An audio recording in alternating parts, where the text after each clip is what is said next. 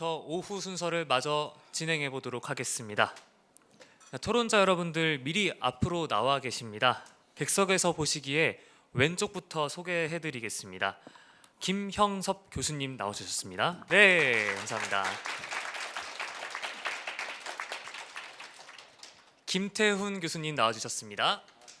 네, 감사합니다. 정지호 실장님 나와주셨습니다.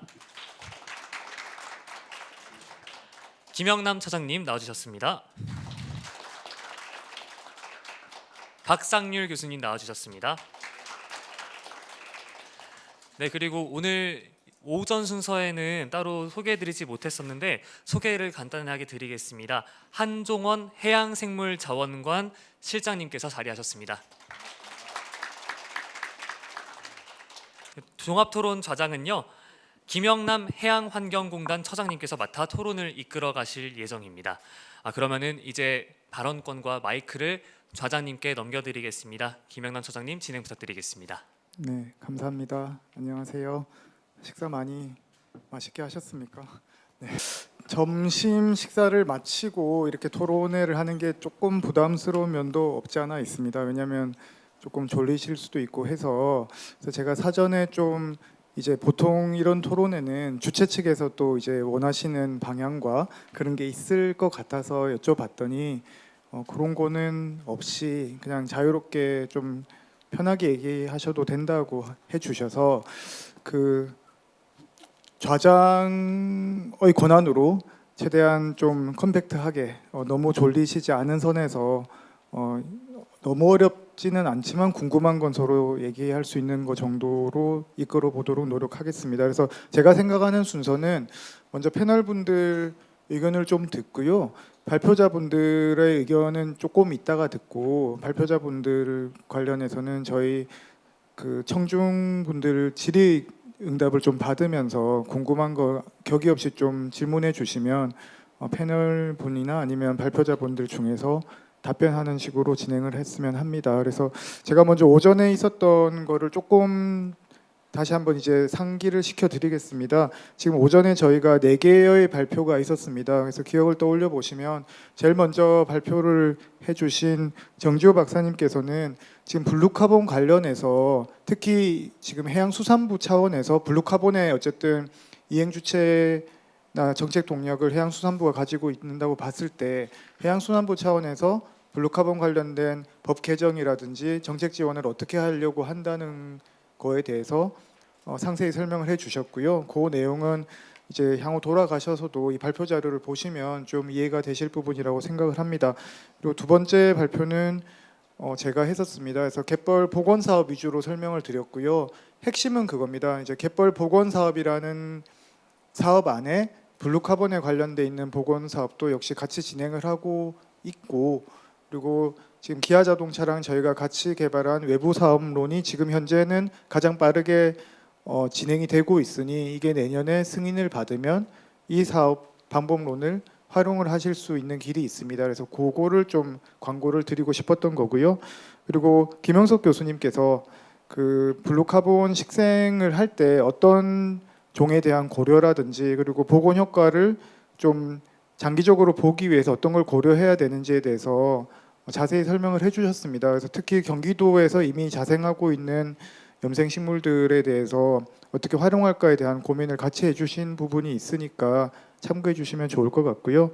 그리고 사실은 고소엽 팀장님이 제가 볼 때는 토론에 나오셔야 될 것 같긴 한데 경기도가 경기 블루 파트너스였죠. 그 블루 파트너스에 대한 비전을 가지고 있으시다는 얘기를 해주셨고, 사실 오늘 이 행사 자체가 경기도에서 주최하는 블루카본 정책 포럼입니다. 그래서 경기도에서 블루카본이라는 컨셉을 가지고 어떤 식으로 갔으면 좋겠는지에 대한 아이디어 공유하는 자리 정도라고 저는 이해를 합니다. 그래서 패널 토론자 분들께서 블루카본 사업이나 블루카본 관련돼서 어떤 걸 고려해야 됩니다라는 의견을 주실 때 그런 걸 좀 잘 캐치를 하셔서 앞으로 사업을 하실 때 어떻게 진행하면 좋겠다라는 데 좀 도움이 되었으면 좋겠다라는 생각을 해봤습니다. 그래서 오후 토론을 시작하겠습니다. 오후 토론 같은 경우에는 일단 발표하신 분들의 의견은 나중에 하고요. 그리고 또 이제 막 오셨기 때문에 한종원 실장님은 조금 숨을 돌릴 기회를 드리고 제가 이제 좌장의 권한으로 먼저 박상률 교수님께 조금 의견을 한 5분 내외로 10분까지도 괜찮습니다. 좀 자유롭게 오전 발표한 내용 더하기 하고 싶으신 거, 특히 경기도에 제언하고 싶으신 게 있으면 그런 것도 얘기해 주시면. 그래서 좀 격식을 차리지 않고 얘기해도 별 문제가 없을 것 같은데요. 오전 발표 4개는 참 재밌게 잘 봤고요. 이제 사실은 블루카본이라는 개념이 2000년대 중반부터 본격적으로 떠오르기 시작하다가 최근에 곽광을 받게 되는 것 같은데 사실은 문제가 없다고 볼 수는 없죠. 근데 이 블루카본이라는 개념이 생긴 이유는 그린카본 때문에 생겼거든요. 근데 그린카본이 산림 쪽에서 그린카본, 그러니까 산림에 의해서 이산화탄소를 흡수하는 것 때문에 이제 탄소가 저감된다라는 개념을 갖고 나오니까 이거에 대한 대응 정책을 나온 게 블루카본입니다. 근데 이제 그러다 보다가 최근에 문제가 생긴 게 유럽에 있는 숲이 더 이상 숲의 기능을 하지 않는다라는 보고가 나오기 시작했습니다. 그 이유는 얘네가 성장을 해서 성장이 멈춘 상태에서 탄소를 흡수하는 것보다 탄소를 내뱉는 게 더 많다라는 경험이 나오게 되고, 그러면 그거를 극복하기 위해서 어떻게 해야 되냐라는 여러 가지 방안들 중에 숲을 파괴해야 된다라는 개념이 나오고 있거든요. 그런 측면에서 본다면 블루카본은 굉장히 사업의 확장 영역이 넓다라고 할 수 있습니다. 그럼에도 불구하고 새 분류군밖에 지정이 되지 않아서 문제가 많았는데 최근에 IPCC에서 굉장히 이제 마음이 급한 것 같아요. 그래서 해조류도 하고 뭐 갯벌도 하고 비세스 갯벌도 하고 여러 가지 이제 방법론이 여러 가지 이제 분류군들이 이제 포함되는 걸 보면서 제가 느끼는 우려는 자칫 잘못하면 일회성 사업으로 끝날 가능성이 굉장히 크다라는 생각이 듭니다. 원래 이렇게 갑자기 폭발적으로 나오기 시작하는 사업들은 그 인기 CEO가 끝나는 순간 그 정책도 끝납니다. 근데 이제 물론 블루카본이 한 15년, 17년 이 정도밖에 되지 않았기 때문에 굉장히 빨리 끝날 수 있다라는 생각이 들면서도 또 한편으로는 경제성이 없어요. 사실은 블루카본 사업 자체가 경제성이 없습니다. 예를 든다면 제가 이제 잘피를 전공해서 1헥타르의 잘피를 조성하는 데 드는 돈이 한 5억 정도 됩니다. 그런데 1년에 그러면 얼마만큼의 카본이 흡수되느냐라고 한다면 0.5톤에서 1톤 이내의 유기탄소가 퇴적물에 저장됩니다. 그러면 지금 탄소 우리 1톤에 한 9달러 정도 되고요. 2035년에서 40년 사이에 유럽에서 400에서 500달러 정도 가도 한 뭐 200달러밖에 안 되는, 그렇죠?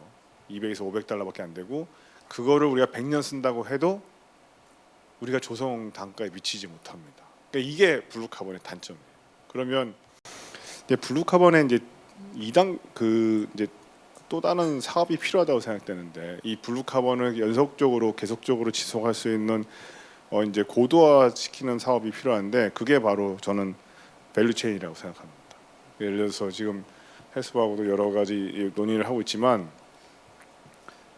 블루카본을 조성해서 탄소를 흡수하고 그걸 탄소로 거래를 하고, 그리고 거기서 나와 있는 바이오매스를 다른 산업적으로 활용할 수 있는 방법, 그걸 통해서 지역에 있는 그 산업들을 키우면서 연속적으로 탄소를 줄일 수 있는 인정받는 방법, 이제 밸류체인에 이 블루카본도 들어가야 이것도 30년 50년 연속적인 사업이 될 수 있다고 생각되는데 그 사업 다행히도 이제 해수부에서는 어느 정도 인식을 한 것 같습니다. 이제 저희 지난 4년 동안 해수부와 같이 협의하면서 계속해서 얘기하고 싶었던 것 중에 하나가, 우리가 이제 중앙에서 선도적으로 R&D 사업을 통해서 가능성을 보여주고 그러면 그 사업을 지방으로 이전하는 그 방안을 계속해서 협의하고 있습니다. 그 중에 하나가 이제 외해 양식인데요. 저희가 외해 양식을 외해에다가 해조류 양식을 해서 일부는 탄소 흡수원에서 인정받고 일부는 활용해서 녹는 플라스틱으로 사용하거나 아니면 기능성 물질을 사용하거나 아니면 메탄으로 사용하는 방법들을 지금 연구하고 있습니다. 이렇게 밸류체인을 통해서 그 가치를 높이고 이게 완성되면 전 해양에다가 한 10만 헥타르 정도를 건설할 생각입니다. 이런 것처럼 우리가 앞으로도 이제 블루카본을 정책을 세울 때는 경기도에서 이제 제가 특히 주문하고 싶은 거는 단순히 그 뭐 해안 복원을 통해서 뭐 솔트마시 플랜트를 복원하는 게 아니라 그걸 통해서 다르게 또 사회 환원할 수 있는 방법까지도 같이 구체적으로 세워줘야 그래야 예산을 따거나 예산을 집행할 때 좋은 효과를 볼 수 있습니다. 이게 첫 번째 제가 얘기하고 싶은 거예요. 두 번째는 이제 저도 이제 ESG 사업을 제안받았는데 제주도에서 제가 이제 여기 얘기가 흘러가지 않을 거라고 생각하고 현대해양에서도 비공개하실 거라고 생각하는데 일본의 모 기업에서 저한테 무제한으로 돈을 주겠다라고 연락이 왔었습니다. 네, 그래서 원하신 대로 돈을 주겠다 했는데 제가 그때 제가 보직을 하고 있어서 국립대 보직은 공무원이니까 그래서 그 회사를 찾아왔더니 전범 기업이더라고요. 그래서 이제 총장님하고 의논해서 야 네가 그러면 되겠냐? 그래서 이제 포기했는데 그런 것처럼 ESG 사업도 이제 어느 정도 가이드라인이 필요합니다. 우리가 그 회사들의 돈을 받아서 사회 하나하고 그 회사가 어떤 꿈을 이루는 건 좋지만 그 ESG를 실행하는 데 있어서 어떤 가이드라인을 설정해서 어떻게 그걸 실행할 것인가에 대한 구체적인 계획도 같이 설정하는 것도 중요하다고 생각합니다. 물론 이제 뭐 정보부처에서도 굉장히 고민이 많을 거고 그다음에 이제 공공기관이나 또 출연연구소에서도 연구하는 거로 알고 있는데 이제 ESG 사업을 통해서 우리가 가이드라인을 세우지 않으면 굉장히 우후죽순으로 회사가 원하는 대로 또는 그 지자체가 원하는 대로 사업이 변질될 가능성이 있어서 이런 부분에 대해서는 사실 같이 고민해서 가이드라인을 세워주는 것이 지금 적절한 시기가 아닌가라는 생각이 듭니다. 예. 네, 교수님 감사합니다. 사실 아까 저희 식사할 때 계속 국장님이 궁금해하셨던 거에 대한 대답을 대부분 이제 교수님이 지금 해주신 거에도 들어가 있었습니다. 그러니까 그게 저는 아마 이게 경기도의 같은 고민인 것 같기도 한데요. 블루카본을 실제로 했을 때 이게 탄소 배출권으로서의 어떤 메리트가 그렇게 매력적이지 않습니다. 솔직히 말씀드리면, 그러니까 외부 사업으로 인정을 받아서 탄소 배출권을 하게 되더라도 그게 투입된 예산 대비로 만약에 그대로 가게 되면 이게 블루카본이 탄소 흡수 효과로 어떤 금전적 이익이 있습니다를 가져가는 거는 일부기 때문에 결국은 교수님이 말씀하신 것처럼 그 부속물에 대한 활용이라든지 아니면 지금 경기도에서 아마도 관심이 있어 하시는 것 같은 해양 레저에 관련돼서 어떻게 연결을 한다든지 아니면 그 기업들도 파트너로 하는 기업들이 경기도에 있는 기업이 경기도에 뭔가 이제 기여를 했습니다 더하기 외부 사업으로 탄소 배출도 가져갑니다라는 식으로 하나의 주제로만 하기는 좀 쉽지 않은 부분이 있는 것 같습니다. 그래서 지금 뭐 얘기해 주신 외 양식에 대한 고민을 해수부가 하고 있다라든지 그리고 새로 지금 이미 인정받고 있는 거 외에 이제 인정받을 것 같은 해조류나 이런 것들은 사실은 경기도에 있는 양식장이라든지 이런 것들도 다시 고민해 볼 수 있는 부분이거든요. 그래서 그런 것들에 대해서는 충분히 새로운 해안이 아닌가라고 생각합니다. 왜냐하면 기존에는 그냥 블루카본이라 그러면 다 그 잘피 심는 거나 염생식물 심는 거에 대해서만 고민을 했었거든요. 근데 그게 이제 좀 더 넓어질 가능성이 커지고 있기 때문에 블루 파트너스를 경기 블루 파트너스를 구성하실 때 한번 고민을 해보시면 좋을 것 같다는 생각이 듭니다. 그러면 다음으로 저희 전남대의 김태훈 교수님 의견을 좀 들어보도록 하겠습니다. 네, 반갑습니다. 김태훈입니다. 네, 저는 우선은 이 블루카본에 대한 우리가 개념을 한번 다시 좀 생각해 봐야 되지 않을까라는 생각부터 좀 말씀을 드리고 싶은 게 이제 아까 뭐 박상일 교수님께서 이제 그린 카본이 나온 이후에 이제 블루카본의 개념을 잡았지만 이제 우리가 전통적으로 가지고 있는 이제 해양의 기능에 대해서 한번 살펴볼 필요가 있다고 생각합니다. 기본적으로 이제 해양은 전 지구에 이제 우리가 탄소 순환에서 가장 중요한 역할도 하고 있고, 그다음에 뭐 우리가 양적으로 보면 대기 중에 이산화탄소가 한 750기가톤 정도 있는데 해양에서는 한 38,000 기가톤이 있어요. 그러니까 저장이 되어 있죠, 이산화탄소가. 근데 물론 이제 뭐 지구의 뭐 70%가 바다이기 때문에 대부분의 또 차지하는 이 해양이 이산화탄소가 또 많다라고 느껴질 수 있겠지만, 이제 우리가 생각해 보면 이제 이산화탄소는 이제 가스의 형태이기 때문에, 그러면 가스의 형태가 어떻게 이 바다에 이렇게 저장이 돼 있나, 또 이 저장된 이 가스가 어떻게 또 이제 대기랑 해양이랑 순환이 되나, 이제 이런 고민부터 우리가 조금은 아셔야지 약간 블루카본의 개념을 좀 이해하실 거라 생각하거든요. 근데 이제 이 블루카본을 이제 어쨌든 탄소를 저장할 수 있는 가장 중요한 역할은 이제 바다는 이제 공간의 개념인 거고, 이 공간 안에 있는 이제 식물이라든지 생물들이 결국은 이 이산화탄소를 저장을 하고 이 블루카본의 역할을 하고 있습니다. 그러니까 IPCC에서는 이제 잘 아시겠지만 뭐 맹그로브, 염습지, 잘피 이 세 종류에 대해서 이제 인정을 하고 있고, 이제 향후 이제 뭐 갯벌이라든지 또는 이제 해조류에 대해서 이제 앞으로 이제 인정을 받기 위해서 이제 노력을 하고 있지만, 이 부분에 대해서 이제 우리가 그러면 해양은 원래부터의 블루카본의 개념을 갖고 있는데, 단지 이 세 가지 또는 앞으로 추가될 이 항목들이 결국은 이 블루카본의 역할로 이 전 지구에 또는 뭐 이 여기에 속한 이 경기도의 이 이산화탄소를 다 흡수할 수 있을 것인가, 그건 분명히 아니거든요. 그러니까 저희가 뭐 약간 수치로 표현하면 이제 해양에서 이제 가장 많은 존재하는 생물들이 이제 식물 플랑크톤인데, 이 식물 플랑크톤이 이제 대기 중에 이산화탄소를 한 50% 흡수를 하고 있거든요. 근데 그러면 우리가 블루카본으로서의 가장 큰 기능을 하는 게 이제 식물 플랑크톤이 맞죠. 근데 맞는데, 근데 그거는 이제 인정을 하는 게 아니고 당연하듯이 이제 해양에서 이제 존재하는 부분입니다. 그러면 이제 저희가 이제 역으로 생각을 해보면 좋을 것 같아요. 그러면 이제 우리가 말하는 이제 복원, 갯벌 복원 사업이라든지 또 해조류 또는 이제 지금은 염습지, 잘피, 숲 이런 사업들이 많이 있잖아요. 근데 이거는 어떻게 보면 이 해양에서의 탄소를 흡수하는 부분에서 극히 일부분이라고 저는 생각을 하거든요. 그러면 이제 우리 고소혁 팀장님께서 이제 슬라이드 보여주셨지만, 그러면 경기도에서는 이런 사업을 그냥 꾸준히 이어가는 게 맞는 것인가?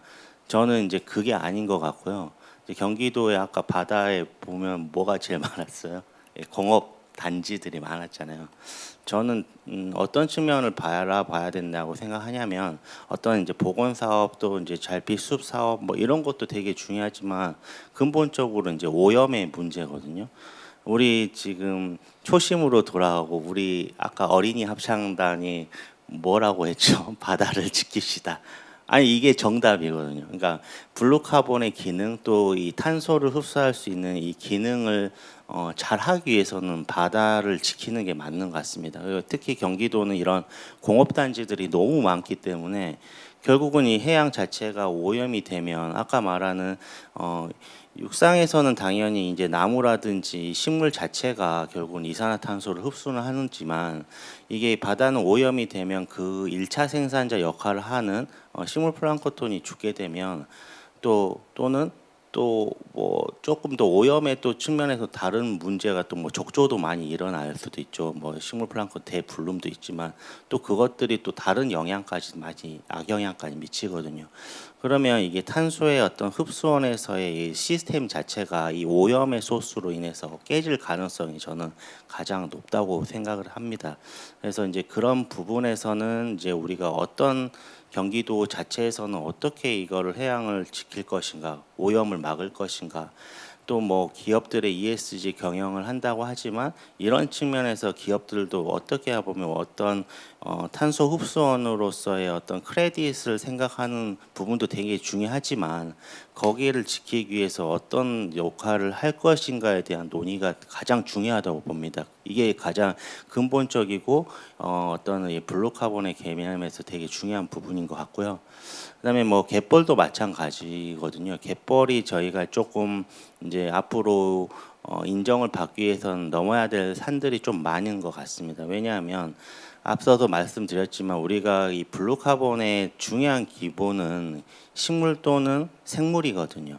이것들이 근데 이제 갯벌이라는 곳은 이제 공간입니다. 공간 자체가 블루카본의 기능을 할 수 있는 건 아니거든요. 그래서 이 갯벌에 얼마만큼 이 생물 생산력을 늘릴 것인가에 대한 고민을 많이 해봐야 될 것 같아요.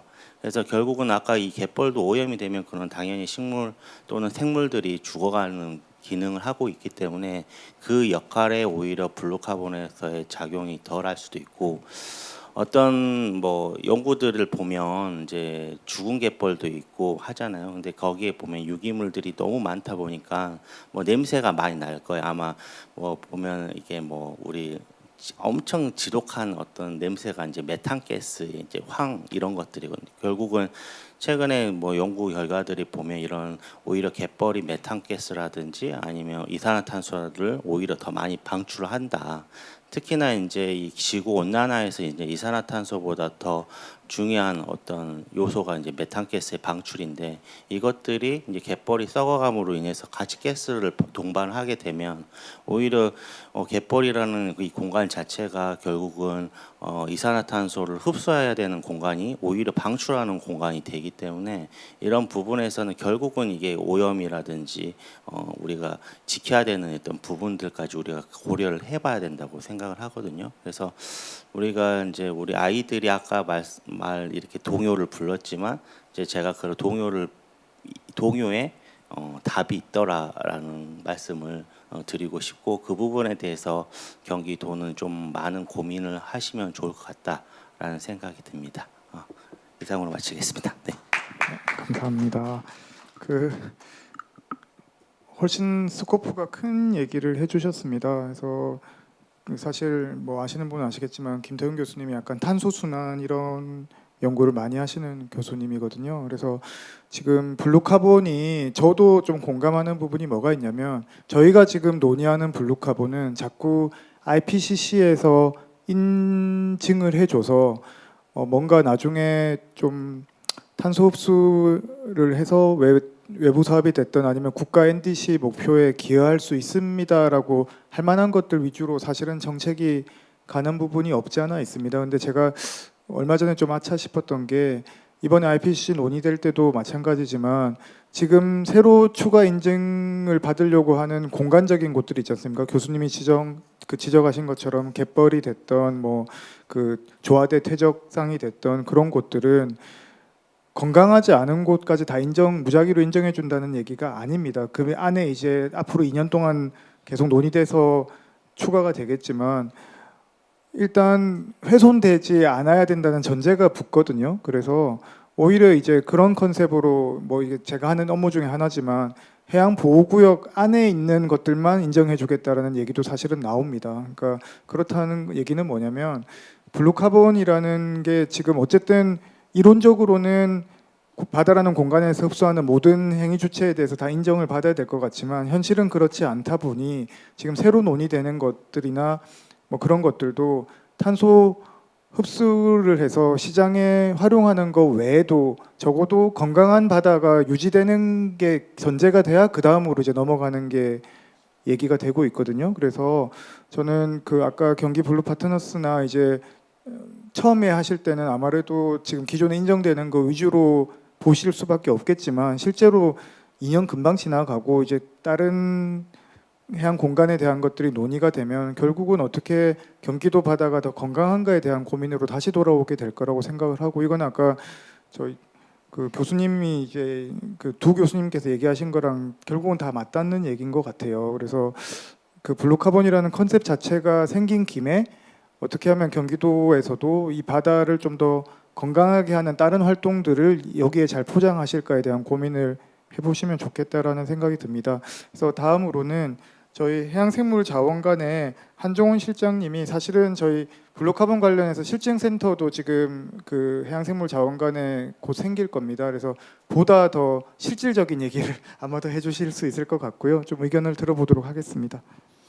네, 국립해양생물자원관의 한종훈입니다. 우선은 제가 뭐 이렇게 이 자리에 이렇게 초대를 해주셔가지고 너무너무 감사드리고 이렇게 말씀드릴 수 있는 기회가 생긴 거에 대해서 굉장히 기쁘게 생각을 합니다. 앞서 말씀해주신 것처럼 국립해양생물자원관은 블루카본 실증연구센터를 건립 추진 중에 있습니다. 그래서 이제 이게 약간 지연이 되고 있는데 건립이 되고 나면은 국가에 굉장히 중추적인 역할을 할 수 있을 것이라고 생각을 하고 있고요. 블루카본 실증연구센터는 연구뿐만 아니라 실증도 하고 그리고 보건도 하고 검증도 하고 그리고 정책 지원을 하는 종합적인 그런 기관으로서 역할을 다 할 수 있을 것이라고 생각이 됩니다. 그래서 저희가 바라는 거는 그러니까 국가뿐만 아니라 지역사회와 함께 협력하면서 이 블루카본이라는 것들이 굉장히 효과적인 부분으로 거듭나기를 바라는 그런 기대를 가지고 있습니다. 제가 원래 오늘 패널 토론을 준비를 하면서 크게는 두 가지 경기도 특화 관점하고 국가적인 관점에서 조금 준비를 하기는 했는데 좀 길 것 같아요. 그래가지고 제가 약간 줄여가지고 조금 말씀을 드려야지 될 것 같습니다. 먼저 한 가지 말씀을 드리면은 좀 전에 이제 박상률 교수님께서 말씀을 해주실 때 이 블루카본에 대한 약간의 걱정과 우려를 조금 말씀을 해주신 것 같습니다. 근데 이제 국제사회에서도 비슷하진 않지만 약간 같은 맥락으로 바라보는 것들이 있습니다. 뭐냐면은 UNFCCC나 이런 국제 기구에서 바라봤을 때 탄소 흡수원은 우리가 기후 변화를 대응하는 데 있어서 보조 수단으로 보고 있습니다. 즉 주된 수단은 감축이 주된 방식이고 흡수원은 보조 수단이라는 국제적인 인식이 있고 하지만 이렇다고 하더라도 흡수원이 기후 변화에 있어서 즉 우리 기후 위기에 있어서 기여하는 바가 크기 때문에 필수적으로 이행해야 되는 수단이라고 바라보는 것은 맞는 것 같습니다. 그래서 굉장히 중요한 부분 중에 하나라고 생각은 우선은 하고 있습니다. 그래서 여기에 우리가 관심을 가지고서 가야 된다라는 생각이 들고 뭐 쭉 해서 말씀을 드리면은 먼저 앞서서 이제 교수님께서 말씀해 주신 것 중에 하나가 그 염생식물 복원에 있어서 실패 방지를 위한 생태적 적합성 검증 가이드라인을 수립해야 된다. 혹은 또 뭐 인공식재가 오히려 갯벌 생태계를 훼손할 수 있기 때문에 이를 방지하기 위한 가이드라인이 필요하다라는 그런 주제 발표가 있었던 것 같습니다. 근데 요거는 이제 국제사회에서 바라보는 그 관점하고도 조금 연결을 할 수 있을 것 같은데 지금은 블루카본이라는 탄소 흡수원을 그냥 단독적으로 국제사회에서 바라보지는 않습니다. 어떻게 보고 있냐면은 해양하고 그리고 생물 다양성 보전 그리고 GBF라는 이런 거대한 틀 안에서 함께 연계해 가야 된다라는 측면에서 바라보고 있습니다. 즉 단순히 탄소 흡수가 아니라 생물 다양성 보전이라는 관점을 함께 연계해서 가야 된다라는 관점에서 보고 있기 때문에 앞서 발표해 주신 것과도 일정 부분을 일맥상통한다라는 생각이 들어서 꼭 좀 말씀을 드리고 싶었고요. 그리고 이제 지금 경기 블루 파트너스라는 것들을 이제 제안을 하시고 실행을 해가시는 단계에 있다라고 생각이 되는데 이제 요 저는 발표 자료를 봤습니다. 발표 자료를 보면서 이제 굉장히 큰 기대를 갖고 있습니다. 그래서 국가에서 시작된 것들이 지역에서 관심을 갖고 있기 때문에 굉장히 기대가 크고 또 어떤 측면에서는 그 중앙 정부보다 지방 정부에서 좀 더 앞장서서 가고 있다라는 그런 느낌을 많이 받아서 굉장히 기쁘게 생각을 하고 있습니다. 근데 다만 이런 부분들에 대해서 조금 제안을 드리고 싶은데 대부분의 이렇게 지방 정부에서 이행하고 있는 이런 이제 활동들이 앞서서도 말씀을 하시긴 했는데 굉장히 일회성 후원이나 아니면 일회성 투자에 그치는 경우들이 굉장히 많습니다. 근데 이런 것들이 정책적인 측면에서도 굉장히 일회성이라고 바라볼 수도 있는데 어민이나 아니면 지역민들 관점에서 봤을 때도 일회성 지원을 하게 되면 받는 느낌은 뭐냐면은 오히려 피해를 받고 있다라는 그런 느낌을 받을 수도 있다라는 생각이 듭니다. 그래서 이런 것들이 이제 연속될 수 있도록 그렇게 정착될 수 있도록 만들어가는 것들이 굉장히 중요하고요. 이 안에서 이제 순환연금 모델을 설계를 해가지고 가지고 가는 것들도 굉장히 필요하다라고 생각이 듭니다. 그래서 기업의 기부금이 발생을 하고 그다음에 뭐 개펄도 있고 염습지도 있고 이런 보건 활동을 거치게 되면은 당연히 탄소 크레딧 수익이 발생할 수 있는 이런 모델들이 구성이 돼야 되겠죠. 그래서 이런 수익 모델이 발생이 되면은 다시 기금으로 만들고 지역의 혹은 기업의 인센티브로 다시 환원하고 이게 다시 재투자되는 이런 순환적 구조들을 만들어가는 것들이 필요할 것 같다라는 생각이 들고요. 그리고 이런 것들이 정착이 되면은 결과적으로 어업인 소득 보전에 있어서 해법으로 제시가 될 수 있을 것이라고 생각이 됩니다. 그리고 굉장히 이제 수산자원공단도 그렇고 여러 기관에서 바라보는 관점에서는 뭐냐면은 이런 블루카본의 복원 활동들이 지금 어촌이 굉장히 힘듭니다. 어업자원이 고갈이 되고 굉장히 어려운 부분들이 있어서 어촌이 소멸돼 가고 있는 부분들도 있습니다. 그래서 이런 어촌이 소멸돼 가는 것들에 대한 대응을 하는 데 있어서 실질적 해법으로 작용할 수 있을 것이다라는 것들이 있고요. 다만 여기에서도 단순 현금 지원이나 이런 것들은 지양을 하고 이재명 정부에서 굉장히 좀 강조하고 있는 햇빛 연금, 바다 연금, 뭐 바람 연금 이런 것들이 있는 것으로 알고 있습니다. 그래서 이런 것들을 벤치마킹 해가지고 연계해서 간다면은 굉장히 성공적인 사업이 진행이 될 수 있지 않을까 하는 생각이 들어서 조금 제언을 드리는 바입니다. 그리고 이제 조금 국가적인 관점에서 간단하게 말씀을 드리면은 그 KMI의 정지우 실장님께서 발표를 아마 해주셨을 거라고 생각이 되는데 이전에 제가 조금 들은 바도 있고 그런데 이제 좀 더 속도감 있게 진행이 돼야 되지 않을까 하는 생각이 듭니다. 특히나 IPCC에서 지난 10월에 그 신규 블루카본이 계획에 포함되는 것을 승인한 이후에 이제 국제사회는 굉장히 발빠르게 움직이고 있다라고 생각이 듭니다.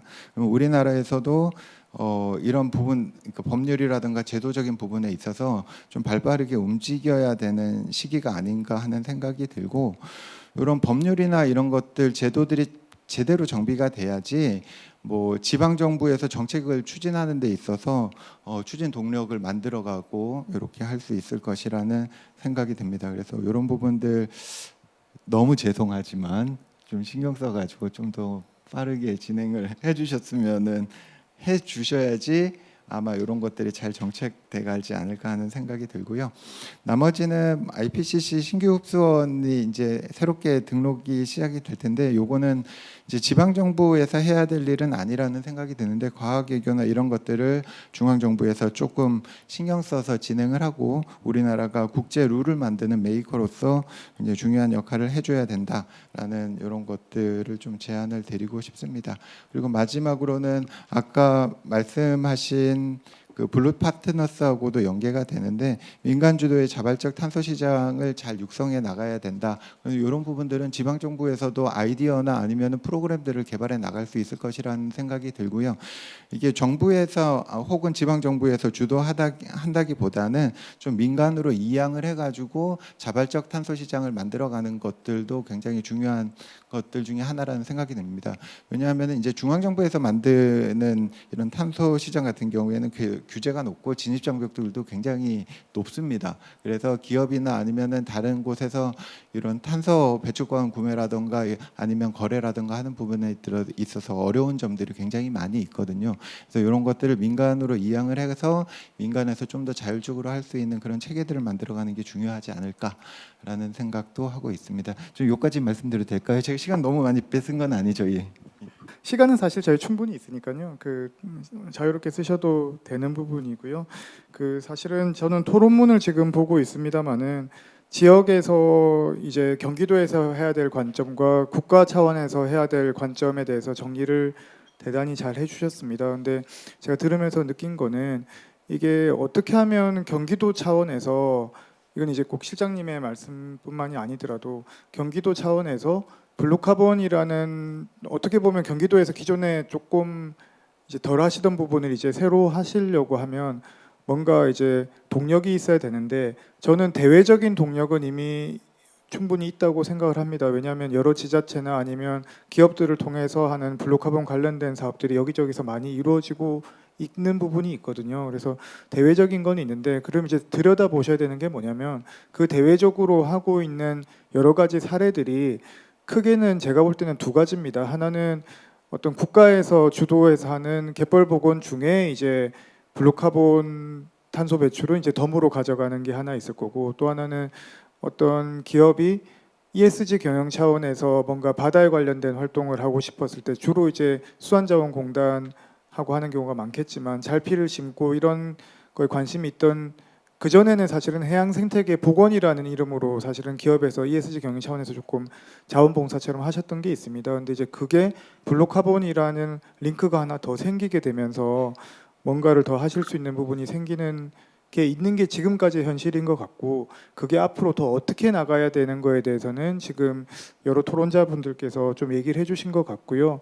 제가 시간이 많이 남아서 그런 건 아니지만 한마디 더 보태자면 그 지금 저희가 기후변화 협약에 따른 탄소 배출권이나 이런 거에 관련해서 그리고 ESG 경영이 강조되면서 그에 따른 기업의 참여를 지금 많이 얘기를 합니다. 그래서 그거 중에는 사실은 탄소 배출권도 있으면 좋고 뭐 없으면 ESG 경영 차원에서 기부 영수증 받고 하겠다라고 일회성 행사를 하시는 기업들이 사실은 저도 주변에서 많이 보거든요.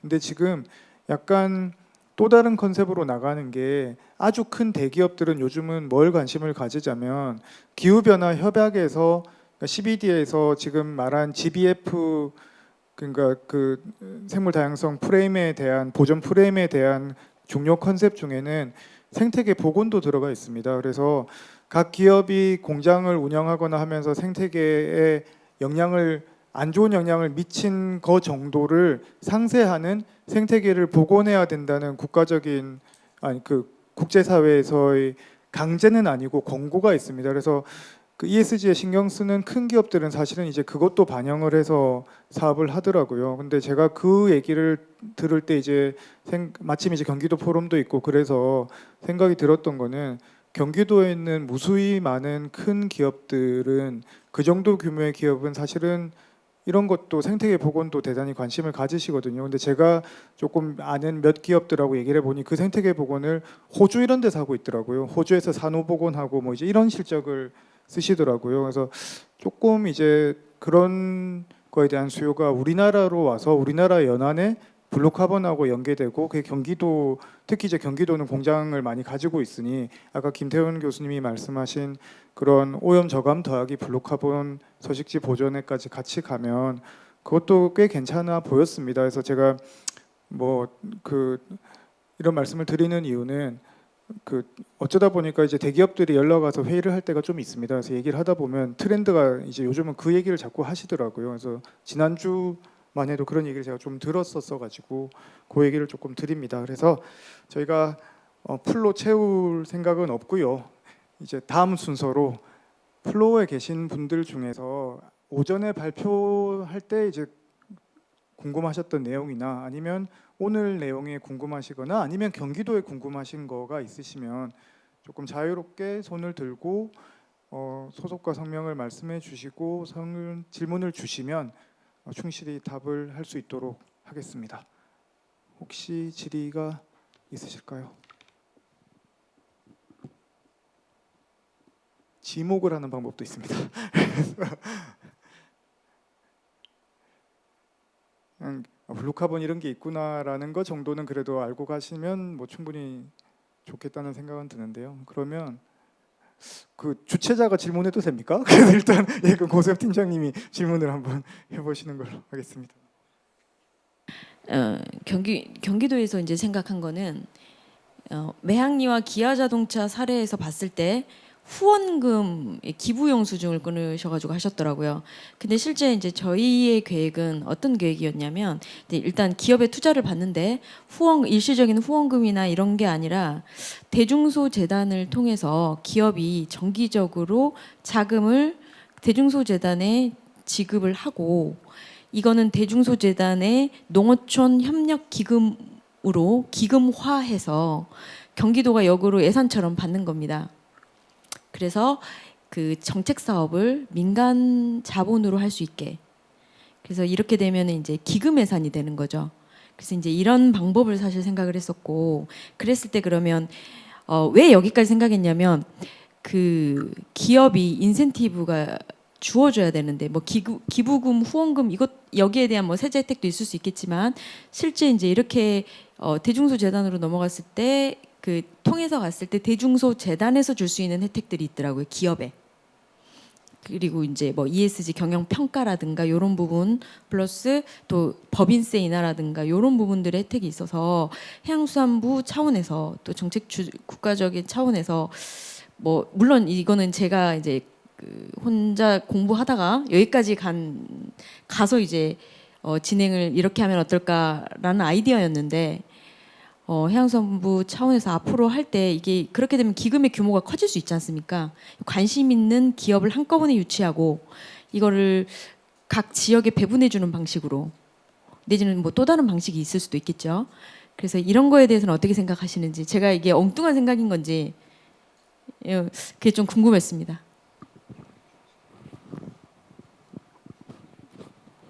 혹시 그 죄송합니다. 제가 대중소재단이라는 그 컨셉을 제가 사실은 처음 들어봐서 그 제가 그냥 지금 들은 대로만 일단 제가 먼저 말씀을 드리자면 기부 영수증 관련해서는 사실은 대부분의 기업들이 처음에 이제 요걸 ESG랑 연계해서 얘기를 하실 때는 기부 영수증 발급 이 얘기가 나오면서 약간 멈추는 경우가 있고요. 그리고 저희는 해양 쓰레기 관련해서도 워낙 그런 걸 많이 하다 보니까 대부분의 경우는 그렇게 되면 이제 저희 쪽 같으면 해양재단이나 오션과 이제 협업을 해서 이제 기부 영수증 발급을 이제 그쪽을 통해서 해드리고 저희는 실무를 하는 쪽으로 많이 하기는 하는데 그게 꼭 그렇지도 않은 게 이제 아주 큰 대기업은 얘기를 하다 보면 기아차 같은 경우에는 사실 기부 영수증을 요구하긴 하셨지만은 큰 대기업 같은 경우에는 그 할당량이 있더라고요. 기부 영수증을 이제 해야 되는 할당량이 있는데 거기에 큰 문제가 없는 경우에는 기부 영수증 필요 없이 하시는 경우도 꽤 많이 봤습니다. 그래서 제가 지난주에 협의했던 기관도 사실은 기부 영수증은 필요 없습니다라고 얘기를 하시더라고요. 그래서 그런 식의 활동이 있는데 이제 지금 말씀하신 그 기금은 제가 잘 모르는 분야고 사실 정지호 박사님한테 여쭤봤더니 잘 모르시는 것 같긴 한데 만약에 그런 식의 컨셉이 있고 뭐 기금을 했을 때 세제 혜택이나 이런 게 기업으로 바로 들어간다면 그거야 뭐 일석이조로 훨씬 좋은 게 아닐까 싶은데 그 기금이 어떤 식으로 뭐 그 기금 안에서도 주제를 정하고 하는 거에 있어서 어떤 선정 절차가 있을 것 같다는 생각은 들거든요. 이게 저도 이 블루카본에 관심이 있다 보니까 대중소 재단을 한번 찾아갔었어요. 그래서 이게 어떤 식으로 시스템이 되는지를 좀 알아봤더니 일단 그 재단은 기업과 일을 하면서 기업의 사회적 공헌을 위해서 기업으로부터 기부금 뭐 영수증을 뭐 기부 형태로 자금을 받습니다. 근데 이 자금을 받아서 농어촌에 관련돼 있는 사업을 하게 되는 거죠.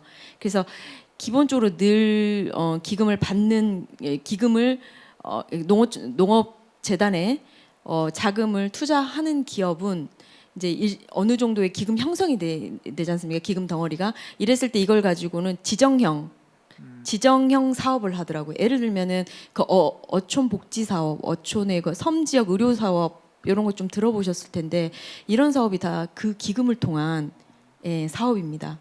저도 뭐 공부하면서 봤는데 근데 이제 그러면 저희가 원하는 거는 일단 특정한 업체, 경기도의 업체에 이 기금을 활용하고 싶기 때문에 이걸 어떻게 하면 좋겠냐라고 했더니 비지정형 이게 이제 반대로 제가 말씀드렸습니다. 이거는 아까 그거는 비지정형 돈을 받아서 그거를 해양수산부하고 협의해서 필요한 사업에 쓴다. 이렇게 가는 해수부를 통해서 2차 보존 사업으로 쓰고 저희는 이제 지정형 이 A라는 경기도 기업이 경기도 지역의 사업을 하기 위해서 대중소재단을 매개로만 쓴다. 이런 개념이거든요. 그래서 이거를 저희는 좀 적극적으로 도입을 해보려고 하는 거고 법인세가 한 10% 정도 할인이 되더라고요. 그리고 이제 ESG 경영 평가에서 각 항목별로 이제 평가의 등급에 농어촌에 기여하는 걸로 평가가 들어가지기 때문에 이 기업의 메리트를 주지 않으면 저희가 유치하기 힘들다는 판단에 이제 여기까지 간 겁니다. 그래서 혹시 해양수산부나 중앙의 그 정책도 물론 이제 소속의 중앙부처는 다르지만 이 연계를 좀 해주셔가지고 지자체에서 좀 편하게 이 루트가 어느 정도 좀 형성이 되게 이렇게 해주시면 참 좋겠다라는 생각이 들었습니다. 네, 잘 들었습니다. 되게 흥미로운 내용인데 저도 이렇게 이야기 들으면서 자연스럽게 이제 법률을 어떻게 구성할 거냐 이거하고 좀 연계가 되는 것 같아요. 저희가 이제 법률을 만든 이후에 다양한 분야의 의견도 듣고 이제 지역에서 의견도 듣고 기업의 의견도 듣고 하게 되면은 이 블루카본 사업의 법률을 만든다는 게 무슨 보전 보호만을 위해서 법률을 만드는 것은 극히 전체 블루카본에서 봤을 때는 극히 일부구나 이런 생각이 이제 들었습니다. 방금 이제 팀장님 말씀해 주신 것도 어찌 보면은 실제로 이제 재원을 투자해서 사업을 이끌어 가는데 되게 중요한 그걸 뭔가를 만들어줘야 된다라는 수요가 되게 있으신 것 같아요. 그래서 또 아까 이야기하다 보면은 이 블루카본 사업이라는 것이 1, 2년 해서 되는 게 아니고 장기적으로 좀 해야 될 텐데 그러고 치면 이제 정부에서 사업을 한다는 것도 이게 예산이 반영되느냐 안 반영되느냐에 따라서 이게 중간에 끊길 수도 있고 사업을 좀 장기적으로 끌고 가기 위해서 재원을 어떻게 안정적으로 또 마련할 것이냐 여러 가지 문제가 있을 텐데 그런 걸 해결하는 방법으로서도 그런 방법이 좋은 거 아닌가 이런 생각이 들었고 그래서 이제 법률을 이야기를 자꾸 들을수록 저는 이제 한 2022년도 했을 때는 개별 법률로 간다 아니 저기 있는 법률을 개정해서 간다 이렇게 했었는데 그걸로만 가려고 이렇게 하다 보니 한계가 있어 한계가 아까 이제 한 실장님이 저만 보면 속도감 이야기 하시는데 제가 속도를 낸다고 이게 속도가 나아지는 게 아니잖아요. 해수부가 속도를 내야 되는데 저도 답답하긴 하지만 속도를 만약 2022년도 그 당시에는 작게라도 일부 개정 법률을 개정해서 시행을 했었으면 그때는 그런 의미가 좀 있었을 것 같아요. 이제 그건 그대로 이제 개정을 했는데 이거 하나만 개정해 놓으니까 이 많은 수요를 이 법에 도저히 담을 수가 없으니까 하나의 법률로 가자. 이때쯤 이렇게 나와서 그러면 이제 단독 법률로 간다. 이렇게 시기가 맞춰졌으면 되게 좋았을 것 같다. 이런 생각인데 아직도 근데 모르겠으면 해수부가 또 이사한다고 바빠가지고 내년 초에 열심히 이제 해봐야 되는데 그래서 이제 저도 이제 자꾸 저도 여러 가지 법률을 하는데 이제 우리나라 모르겠습니다. 다른 나라 많은 법을 보지는 않았는데 우리나라만큼 개별 분법하는 나라 그렇게 많지 않거든요. 뭐 있으면 법을 또 만들고 또 만들고 또 만들고 그래서 이제 기본적으로 저는 있는 법률 분법하지 말고 있는 법률에서 최대한 그것을 늘려서 활용하자라는 생각이 되게 강했었어요 개인적으로도.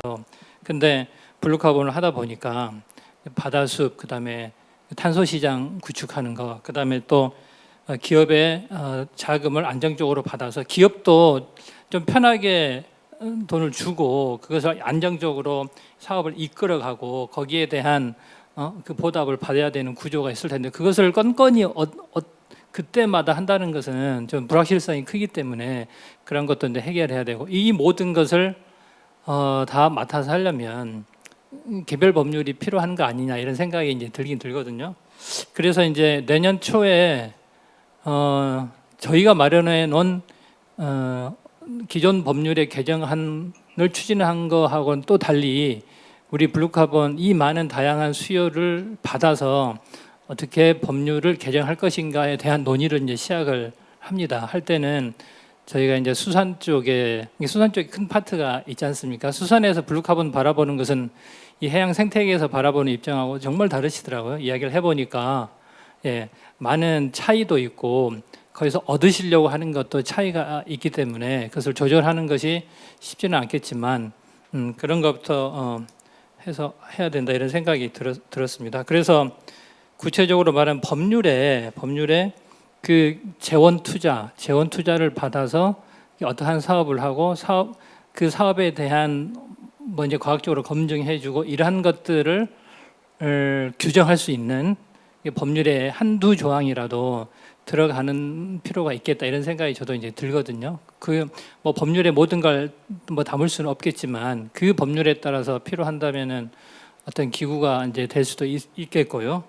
그래서 모르겠습니다. 대중소재단 그런 재단이 그런 사업을 아마 이제 못 하실 뭐 이제 블루카본을 전담해서 못 하실 거 아닐까요? 그러니까 이 블루카본 관련된 그것도 살펴봐야 됩니다. 블루카본 관련된 기업들이 블루카본에 향후 투자할 수 있는 재원의 규모 또 이런 걸 대충 좀 알아야 이게 무슨 별도의 뭐 기구 내지는 무슨 재단으로 갈지 아닐지 뭐 이런 것도 다 판단이 될 것 같은데 그런 것부터 고민해야 될 게 많다 이런 생각이 이제 하나 들었고요. 그래서 이제 저도 차츰 별도의 법률로 가야 되는 거 아니냐 이런 생각이 들어서 그렇게 하면 이제 법률을 고민하는 제 입장에서도 되게 편하긴 편해요.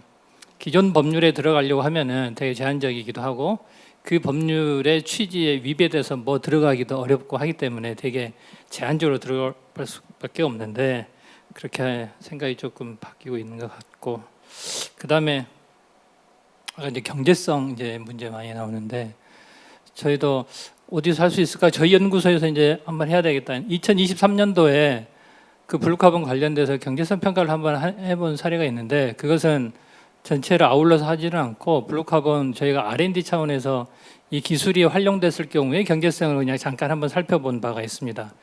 그러니까 이렇게 이제 지나놓고 보니까 아까 국장님도 당장 말씀하시는 게 경제성 이야기 하시고 기업에서도 그렇고 이렇게 이제 많은 수요가 있으니까 아마 저희 연구소에서 해야 될 것 같은데 블루카본 관련된 많은 것을 활용까지 해서 많은 것을 포괄해서 블루카본 관련된 것은 어떤 식으로 경제성 평가를 해야 되는가에 대해서 연구를 하고 현 시점에서 어느 정도 그러니까 이게 뭐 단순히 이게 높게 나온다 뭐 낮게 나온다 이걸 떠나서 한 번은 제대로 한 평가해 볼 필요는 있지 않겠는가 이런 생각이 들거든요. 그래서 그걸 정확하게 보고 기업이 어떻게 이제 의사결정을 할 것인가에 도움이 되지 않을까 이런 생각을 했습니다. 뭐 이런저런 생각을 이제 많이 했네요. 마지막으로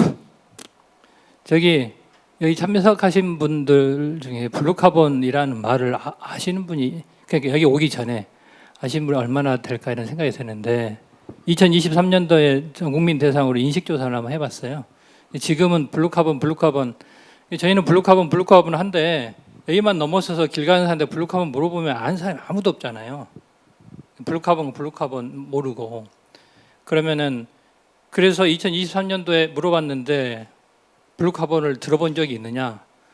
한 27%가 들어봤다고 하더라고요. 저는 깜짝 놀랐어요. 제 생각은 그렇게 높게 나왔거든요. 27%. 지금 어느 정도 올라갔는지는 모르겠습니다. 그러니까 기업의 투자 이것은 뭐 하나마나한 이야기가 될 수는 있지만 해수부의 법률의 속도감을 갖고 추진한다. 기업이 좀 더 해양 쪽에 투자를 한다.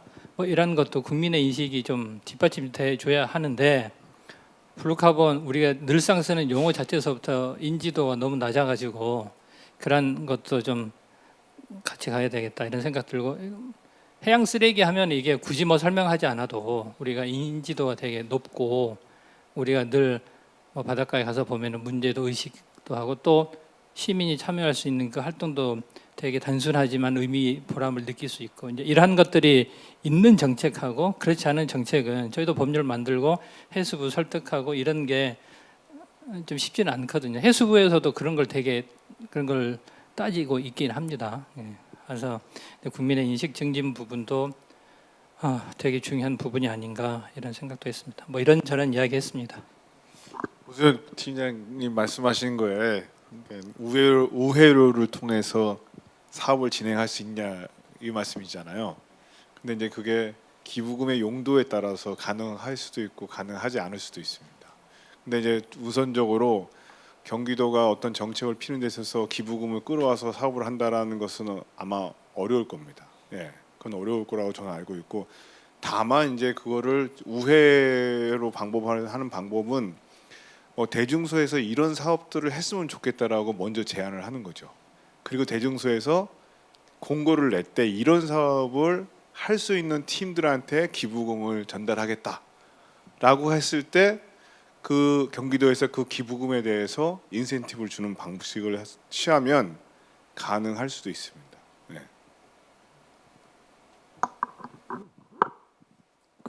제 생각에는 팀장님이 어쨌든 여러 고민을 하시다 보니까 이제 그거까지 다 찾아보시고 한 것 같아요. 근데 아까 일단 두 분의 패널께서 이미 잘 설명을 해주셨듯이 그 경기도 블루카본이라는 걸 어떻게 할 거에 대한 고민에서 나오시는 것 같고, 아까 식사하실 때도 계속 국장님도 이건 어떠냐 저건 어떠냐라고 계속 이런저런 공부를 많이 하셨더만요. 보니까 경기도 내부에서도 뭐 논의를 많이 하신 것 같아요. 그래서 이런저런 고민을 많이 얘기를 하셨습니다. 그래서 저는 경기도가 그 갯벌 복원 사업은 잘 제출은 안 하시지만 요거는 관심이 많으시구나라는 혼자 생각도 조금 들었어요. 그래서 뭐 요런 기회로 조금 어쨌든 블루카본이 확장이 되는 과정에 있는 거는 맞는 것 같고, 그리고 아까 좀 전에 정재호 박사님이 그 일반 시민은 23%인가 27%밖에 모른다 그랬잖아요. 근데 제가 비슷한 때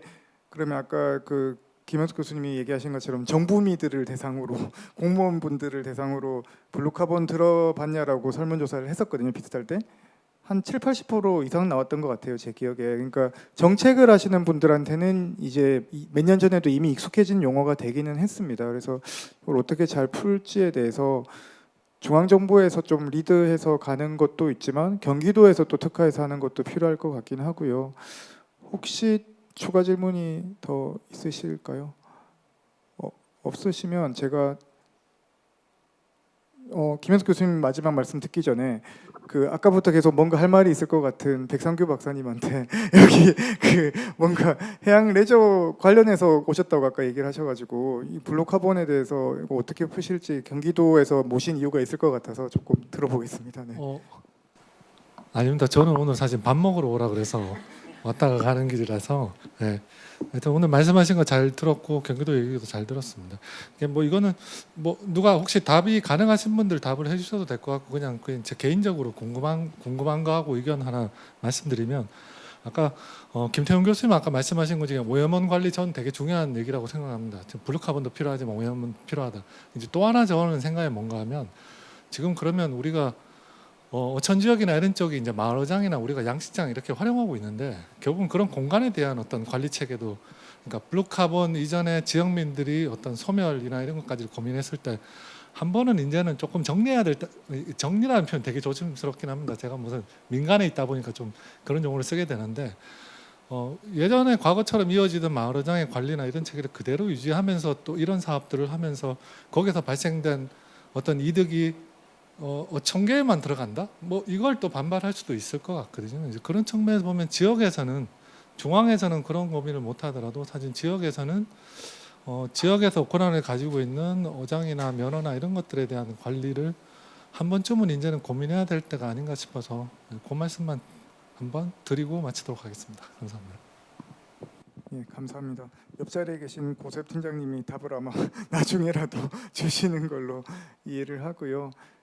그런 것 같습니다. 그러니까 저희는 어쨌든 우리나라는 바다 자체는 공공재고 바다 자체는 나라에 귀속돼 있는 건데, 어떤 잠사형 허가나 이런 거를 할 때 어업에 관한 것들은 대부분은 거의 영구 세속되듯이 가는 부분이 없지 않아 있어요. 그래서 거기에 대한 고민이 블루카본 정책을 할 때도 좀 비슷한 게 좀 충돌까지는 아니지만 좀 과하게 고려해야 되는 부분도 없지 않아 있습니다. 저희가 갯벌 복원을 하다가도 비슷한 걸 많이 느끼는데요. 그 복원 사업을 하는 데 있어서 조금만큼의 어떤 피해도 절대 용납하지 않으시는 분들이 너무 많아서 거기에 대한 고민도 좀 많이 하고 있습니다. 그래서 이 모든 주제를 아울러서 김현숙 교수님이 약간 토론의 마지막을 정리를 한번 해주시면 좋겠습니다. 네. 예, 저 군산대 김영섭입니다. 아이고, 근데 저한테 마지막 말을 하라고 이렇게. 사실 저 같은 경우는 이제 저도 이제 공무원 생활을 한 사람으로서 이렇게 보면 사실 우리나라 해양수산부가 이제 96년도에 처음 만들어지고 했을 때 저 같은 경우는 또 그렇게 됐고 그 후에 또 이명박 대통령 때 사라졌다가 다시 또 만들어지고 그러면서 저 이렇게 그 핑퐁 많이 당했거든요. 뭐 그런데 전체 이렇게 하는 일을 볼 때 여기 대부분 아까도 말씀드렸지만 일반미보다는 정부미가 더 많으시니까 실제로 우리나라 요 관련 정책 관련해서 보면 해양하고 수산을 별도로 놀아요. 그게 사실은 그게 저는 제일 크다고 크게 문제라고 생각을 합니다. 그래서 여기 사실은 블루카본은 그 해양 쪽에서 담당하는 그러한 업무가 되고 수산 쪽은 아까 바다수비라든지 뭐 수산 자원 조성 뭐 이런 쪽으로 이렇게 일을 하다 보니까 이게 서로 이제 의사소통이 안 되는 겁니다. 그래도 여기는 국이 이제 하나 있으니까 그렇지만 다른 데 같은 경우는 아예 국 안에 이제 과가 이렇게 있어서 그러긴 하지만 다른 데 같은 경우는 아예 뭐 국 자체가 달라버리면 이게 전혀 소통이 안 돼 버립니다. 그래서 하여튼 그런 부분에서 하는데 아까 우리 백 박사님 말씀해 주셨지만 마을어장하고 요 블루카본하고 어떻게 할 거냐, 그 다음에 요 지역 주민들의 상생하고 지역 주민들의 어떤 그 소득하고 연계할 거냐 뭐 이런 부분인데 사실 마을어장으로 사용되는 부분들은 정확하게 따지면 요 염생식물 블루카본하고는 관련이 없습니다. 왜냐하면 거기는 이제 우리가 비식생 갯벌이라고 그래서 거기 바지락이나 이런 것들은 거기에 자라질 않습니다.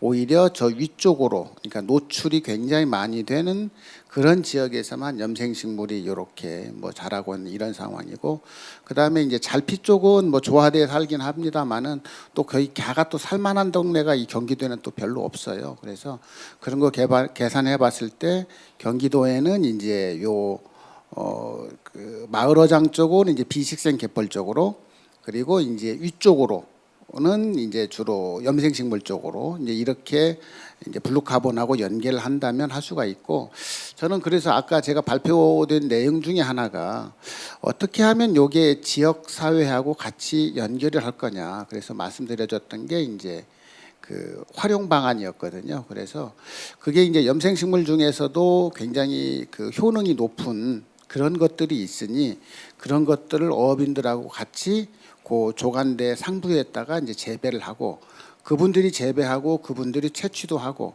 뭐 이렇게 해서 이걸 지역 관광 상품으로 개발하고 특히 여기 지금 경기 어촌특화지원센터도 이렇게 오셨고 하기 때문에 그런 거하고 같이 연계가 되면 좋겠다. 그러면 블루카본에 대한 인식도 증진시키고 그리고 또 여기 얘기했던 경제성은 전혀 없다고 그랬으니까 아까 우리 탄소세하고 관련을 하면 그러면은 그건 차지하고라도 이렇게 되면 어업인들하고 같이 얘기할 수 있겠다. 뭐 이런 생각이 듭니다. 제가 마무리를 해야 되나요? 아니면은 그 일단 드리겠습니다. 제가 백상규 박사님 예, 말씀 제가 조금 예. 보태서 드리면 저희 지금 하고 있는 아열대 과제 중에 핵심 사항 중에 하나가 아직 뭐 인천은 경기도는 해당되지 않지만 제주도는 이미 아열대화가 됐습니다. 그래서 기존에 우리가 알고 있던 온대 지방에 살고 있던 온대 해역에서 살고 있던 해조류를 기반해서 살았던 뭐 오분작이라든지 전복이라든지 소라 이런 것들이 다 없어졌어요. 그러다 보니까 나타나는 현상 중에 하나가 수산 경제가 시스템이 붕괴됐습니다. 그러면 이 많은 사람들을 어떻게 새로운 대안을 찾아주느냐라는 게 지금 저희 목표 중에 하나인데, 근데 많은 이제 양식업자들은 완도로 가셨죠. 그러면 제주도가 갖고 있는 350개 이상의 양식장이 그 중에 굉장히 많은 숫자가 완도로 갔습니다. 그러면 결과적으로는 수산업이 붕괴가 굉장히 빨리 되고 있는데, 그러면 이걸 어떻게 우리가 이 사람들한테 활력을 넣어줄 수 있는가 중에 하나는 아까 말씀하신 대로 뭐 해양 생태 관광을 만든다든지 그 지역을 보존을 할 수 있는 뭐 관광 프로그램들 만든다든지 아니면 뭐 원료 공급지로서의 역할을 할 수 있게 해준다든지 육상 양식장을 통해서 그런 어촌 활력 사업에 대해서 많은 고민이 필요한 시점이라 생각하고 해수부도 그쪽에 대해서 굉장히 고민이 많습니다. 근데 이제 문제는 우리가 그런 사례를 만들어 본 사례가 별로 없어요. 그래서 이게 사업이 된다는 모델을 제시해야 되는데 아직까지 그 모델이 정확히 나와 있지는 않습니다. 근데 그중 제가 찾아본 바에 의하면 캘리포니아 연안도 고래잡이를 통해서 굉장히 소득이 높았는데 고래 잡는 거를 이제 포경을 금지하면서 대규모 실업 사태가 발생했는데 캘리포니아 주 정부에서 모든 업들을 다 그 고래 관광 쪽으로 다 돌렸습니다. 그래서 지금 먹고 살고 있거든요. 그런 식으로 우리나라도 적극적인 사실 개입이 필요합니다. 지금 현재로서는. 그런데 이제 어떻게 그거를 모두를 만들어 놓고 그 사람들한테 이게 피해가 가지 않고 모든 사람들의 혜택을 볼 수 있는지에 대한 고민은 지속적으로 돼야 된다고 하고 조만간 이런 사태가 경기도에도 올 거라고 생각됩니다. 저는 한 10년 이내에 올 거라고 생각됩니다. 제가 그러면 사실은 현실적인 고민이 있습니다. 왜냐하면 저 아열대 과제도 해수부랑 같이 하고 계시고 실제로 아열대가 지금 너무 심각해서 저희가 지금 말하는 이 블루카본에 관련된 복원들도 기후 변화가 급격하게 되면서 또 어떻게 될지 모르는 부분도 사실은 있고 해서 네, 큰 그림을 좀 봐야 되겠다는 생각도 들고요. 김현석 교수님이 정리를 해주신 거로 일단 이해를 하고 있습니다. 보건사업 전체에 대해서 사실은 김현석 교수님 발표 자료에 많은 부분이 들어 있었습니다. 그래서 어떻게 하면 좀 장기적인 플랜을 세울 건가에 대해서 그리고 그 좀 상생할 수 있는 게 뭐가 있는지에 대한 고민을 해야 지속 가능성이 있고 특히 지역에서 뭔가를 하실 때는 지역을 설득하는 당근이 먼저 있어야 되기 때문에 아예 그냥 해수부에서 하는 중앙에서 하는 예산을 받아가서 하시는 모델 를 생각하시는 게 아니고 그 경기 블루 파트너스처럼 이제 별개의 거를 하시려면 조금 더 고려해야 될 게 더 많은 것도 사실인 것 같습니다. 그래서 그런 거는 앞으로도 더 계속 뭐 논의할 자리나 서로 도움을 주고받을 자리가 충분히 있을 거라고 생각을 합니다. 그래서 저는 일단 패널 토론은 여기서 마치도록 하고 주어진 식순에 따라서 이제 진행해 주시면 되겠습니다. 네, 감사합니다. 네.